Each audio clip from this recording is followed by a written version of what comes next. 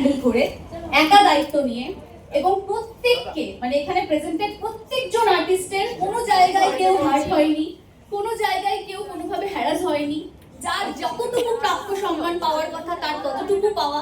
Even এখানে কোনো artist বলতে পারবে না যে এখানে এতক্ষণ ধরে গ্যাদার করে দাঁড়িয়ে আছে ঈশা কাউকে হার্ট করে বলেছে সরে যাও বা কারোর উপর মুখ করেছে। আমি এইরকম অর্গানাইজার কলকাতার বুকে এখনো পর্যন্ত দেখিনি। এটা করে দিলেই পুরো successful. Thank you so much সবাইকে।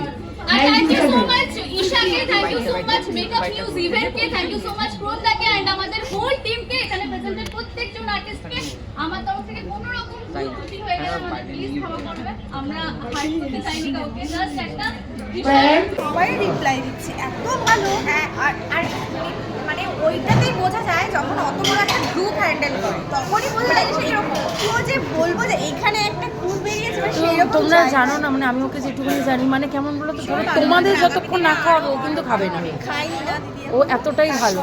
খুব সুন্দর হয়েছে বলছি, অনেক বড় বড় সেমিনারে গিয়েছি, মানে এত পারফেক্ট, মানে এবং ওর সিলেকশনগুলো খুব অন্যরকম। বলে বাবা ঈশা, আমি খুব খুশি বোন, আমি তোমার অর্গানাইজ, আমার খুব ভালো লেগেছে, আমার খুব ভালো লেগেছে বোন।